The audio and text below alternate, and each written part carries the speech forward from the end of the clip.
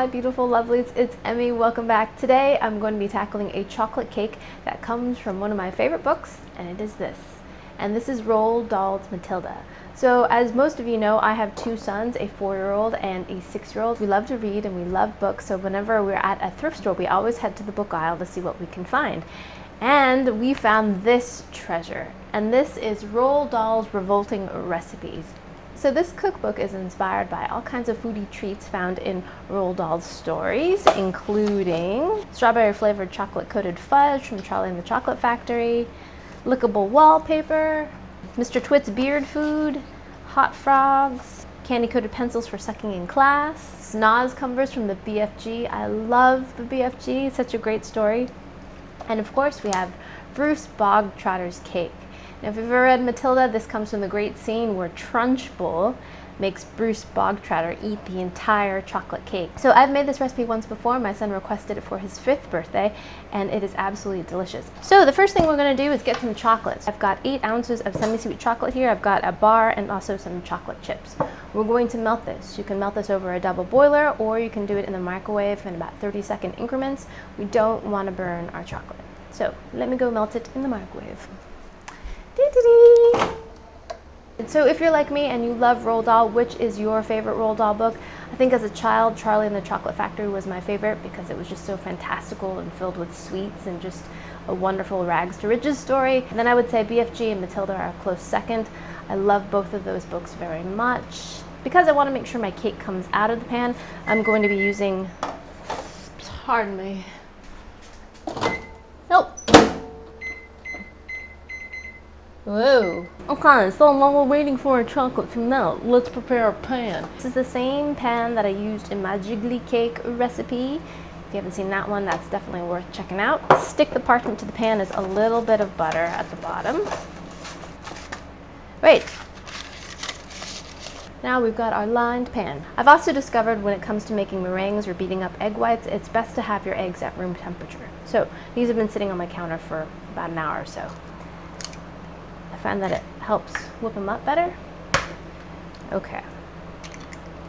So I'm going to take the yolks out. Whoa.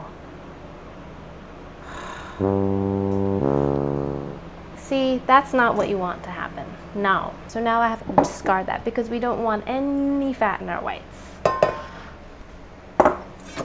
Let's try that again.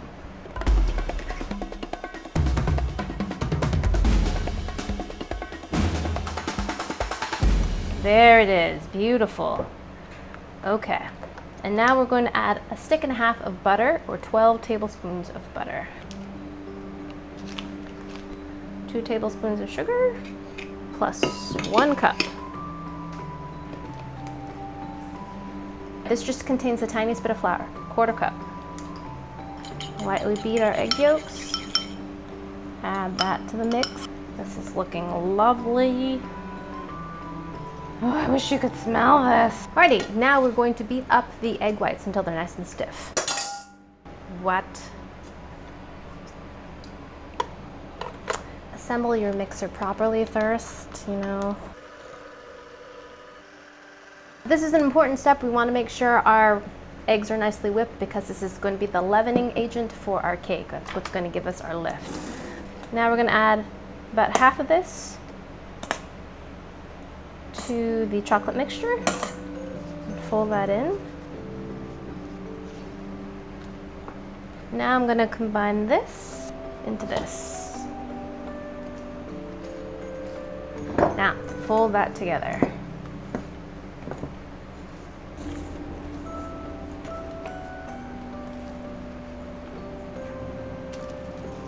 Oh yeah.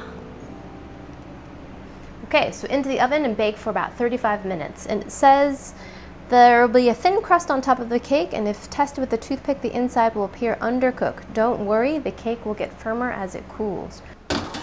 Bye cake, see you later. So while the cake is baking, we're going to go ahead and make what they're calling icing, but it's kind of like a ganache. It's super simple. All it is heavy cream, 8 ounces of semi-sweet chocolate. So I've got some chocolate chips here. Oh yes. Yes, indeed. Yes, yes, indeed. Chocolate and cream. Chocolate and cream. Chocolate cream. Gorgeous.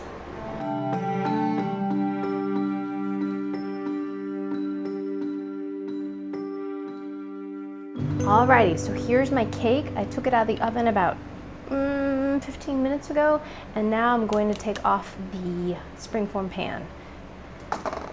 Remove the paper. Yes. Very gently. So I'm gonna let this cool a little bit longer before I invert it, and then we're gonna glaze it. Woo-hoo-hoo. Here is the cake. It is still slightly warm.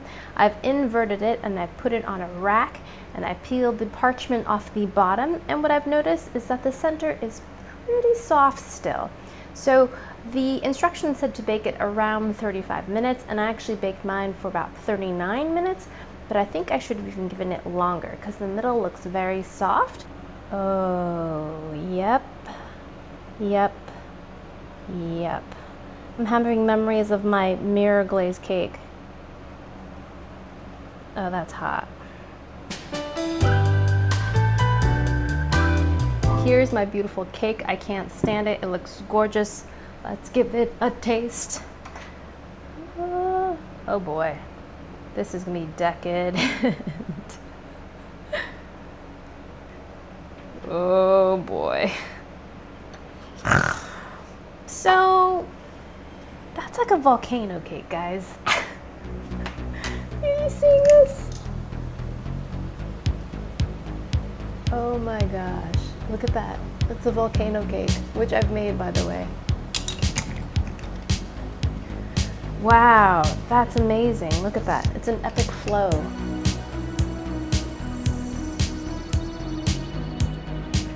All right, let's give my utter debacle a taste. Itadakimasu. Oh, that middle is like brownie batter. That's delicious. It's like a lava cake. Okay, let's try the outside portion, which is actually cooked right there. Let's give that a go.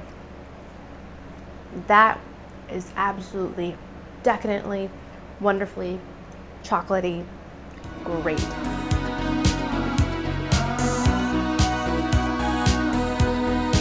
Well, hello there. You didn't think I'd just leave it at that, did you?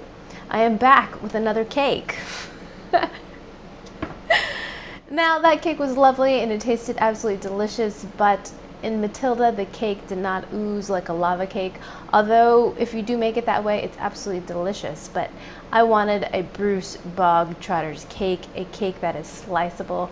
You must eat it by the slice. So I was up late last night and baked another cake. As you may have noticed, this is a smaller cake. This is a half batch. I decided to do that because I had some leftover glaze from my first cake and it wasn't enough to do an entire cake, so I thought I'd do just a little mini. So, did the same exact thing, mixed everything the same exact way, just used half the measurements, and I used a smaller pan. This is a 6.5-inch pan, and I also baked it longer. This cake baked for a total of 40 minutes. In the instructions it said 35. For that size cake, I would say 40 to 45 minutes, just until you stick your toothpick in and it comes out with some crumbs, but not wet. If it comes out wet and brownie batter like, it is not ready. If it jiggles in the middle, it is not ready. Even if they say it should be soft in the middle, ignore that because it will just like mine did. Also, it's probably a good idea not to cut the cake when it's warm. I found when I put my first cake into the refrigerator and I took it out later to slice it, it sliced much better, although the middle was still much more kind of pudding-like rather than cake-like.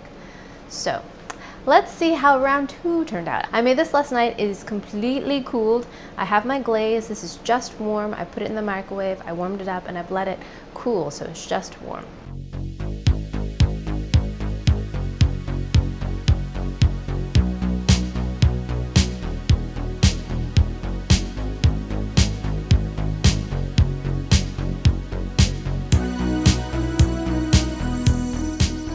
So the instructions don't say this, but I'm going to go ahead and pop this in the refrigerator and allow it to cool a little bit before I cut into it, so my glaze will be nice and set up. All right, be right back. Alrighty, so here's the cake. It's been chilling in my refrigerator. It looks absolutely gorgeous. Let's cut into this. Yep. Oh yes, feeling much better than the first one. Yes. So satisfying.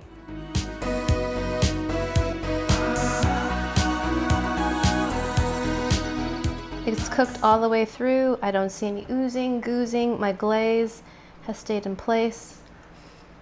I think this one's the one, guys. All right, here we go. Itadakimasu.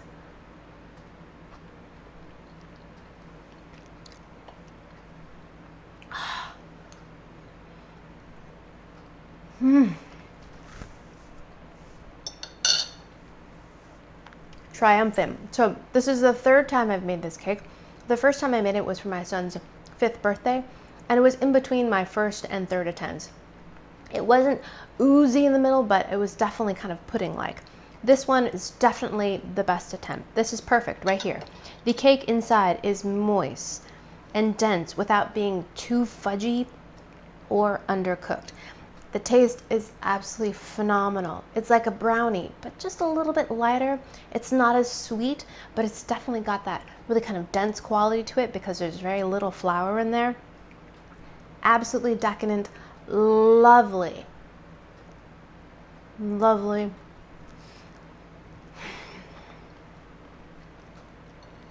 Lovely. If you have someone in your life who adores chocolate, make this for them. They will thank you. Out of sight, wonderful. That butter and chocolate combination, the best. So there you have it, Bruce Bogtrotter's cake from the lovely book Matilda. If you want to see more of these Roald Dahl recipes, chime in down below what you'd like to see. I'm super excited to make this. I've had so much fun just flipping through all of the pages and talking with my boys about which recipes that we want to make next. All right, hope you guys enjoyed that one. I hope you guys learned something. Share this video with your friends. Follow me on social media. Subscribe and like this video, and I shall see you in the next one. Toodaloo, take care, bye!